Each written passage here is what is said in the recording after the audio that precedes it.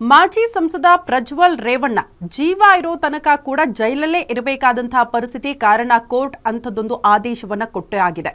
ಬಹುತೇಕರಿಗೆ ಪ್ರಶ್ನೆ ಇರೋದು, ಹಾಗಾದ್ರೆ ಪ್ರಜ್ವಲ್ ರೇವಣ್ಣ ಸಾಮಾನ್ಯ ಖೈದಿಗಳಂತೆ ಇರ್ತಾರಲ್ಲ, ಕೆಲಸ ಮಾಡ್ತಾರಾ ಅನ್ನೋದು ಪ್ರಶ್ನೆ ಇತ್ತು. ಅತ್ಯಾಚಾರ ಕೇಸಲ್ಲಿ ಮಾಜಿ ಸಂಸದ ಪ್ರಜ್ವಲ್ ರೇವಣ್ಣಗೆ ಜೀವಾವಧಿ ಶಿಕ್ಷೆ ಪ್ರಕಟವಾಗಿದೆ. ಸಜಾಬಂದಿಯಾಗಿರುವಂತಹ ಅತ್ಯಾಚಾರಿ ಪ್ರಜ್ವಲ್ ಇನ್ಮುಂದೆ ಜೈಲಲ್ಲೇ ಕೆಲಸ ಮಾಡಬೇಕಾಗಿದೆ. ಹೀಗಾಗಿ ಜೈಲಲ್ಲೇ ಪ್ರಜ್ವಲ್ಗೆ ಯಾವ ಕೆಲಸ ಮಾಡ್ತೀರಿ ಅಂತ ಕೇಳಿರುವ ಜೈಲಾಧಿಕಾರಿಗಳು 3-4 ಕೆಲಸಗಳ ಆಯ್ಕೆ ಪಟ್ಟಿಯನ್ನು ಕೂಡ ಕೊಟ್ಟಿದ್ದಾರೆ. ಅದರಲ್ಲಿ ಪ್ರಜ್ವಲ್ ಜೈಲಿನ ಆಡಳಿತ ವಿಭಾಗ ಹಾಗೂ ಕೃಷಿ ಕೆಲಸದ ಬಗ್ಗೆ ಆಸಕ್ತಿ ಇರೋದಾಗಿ ತಿಳಿಸಿದ್ದಾರೆ ಅಂತ ಹೇಳಲಾಗ್ತಾ ಇದೆ.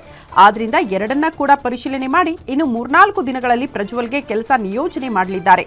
ವಿಚಾರಣಾ ದಿನ ಕೈದಿಯಾಗಿದ್ದಾಗ 3 ಹೊತ್ತು ಮನೆ ಊಟ ಮಾಡ್ತಿದ್ದ ಪ್ರಜ್ವಲ್ ಈಗ ಜೈಲೂಟಕ್ಕೆ ಒಗ್ಗಿಕೊಂಡು ಅಲ್ಲೇ ಕೆಲಸ ಮಾಡಿಕೊಂಡು ಇರಲೇಬೇಕಾದಂತಹ ಅನಿವಾರ್ಯತೆ. ಇದರಿಂದ ಮಾನಸಿಕವಾಗಿ ನೊಂದಿದ್ದಾರೆ ಅಂತ ಹೇಳಲಾಗ್ತಾ ಇದೆ.